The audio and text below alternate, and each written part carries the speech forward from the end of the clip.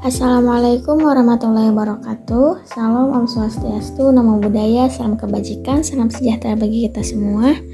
Kami dari kelompok metabolisme purin dan pirimidin akan memaparkan materi mengenai metabolisme purin dan pirimidin. Baik, yang pertama ada definisi purin dan pirimidin. Purin dan pirimidin ini merupakan komponen utama DNA, RNA, koenzim, atau NAD, NADP, ATP, UDPG.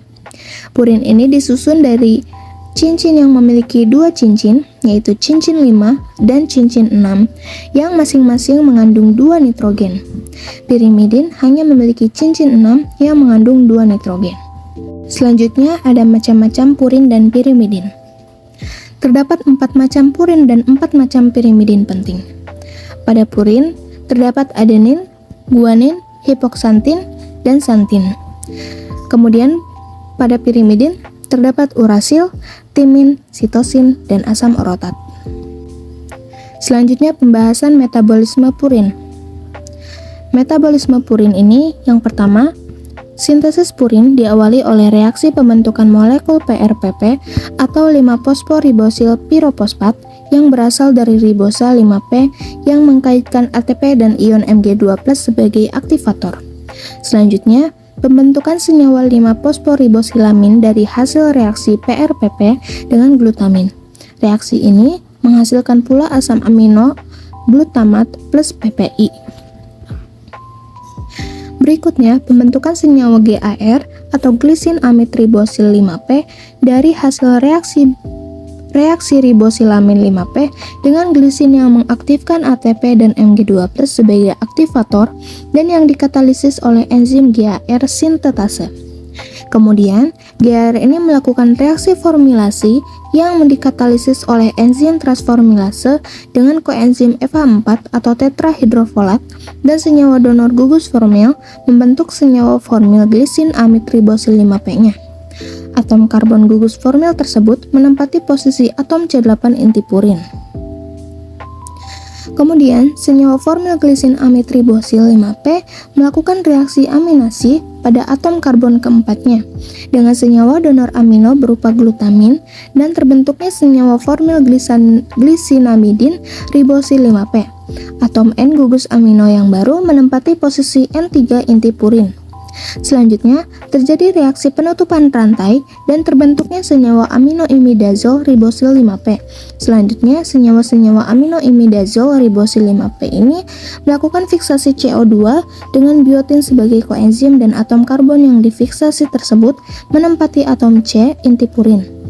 Dilanjutkan reaksinya dengan aspartat membentuk senyawa 5 amino 4-imidazol N-suksinil karboksamid ribosil 5P.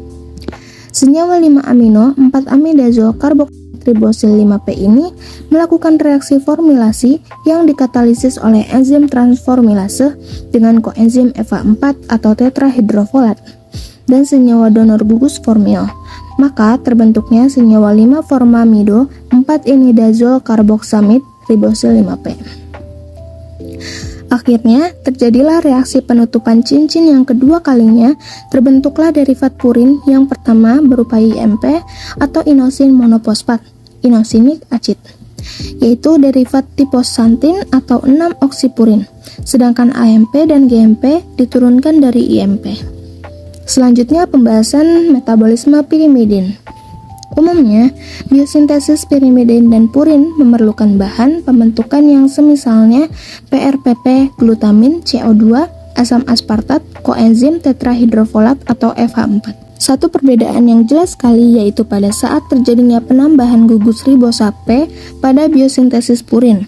Penambahan gugus ribosa P tersebut sudah berlangsung di tahap awal. Sedangkan pada biosintesis pirimidin berlangsung setelah berjalan beberapa tahap lebih jauh.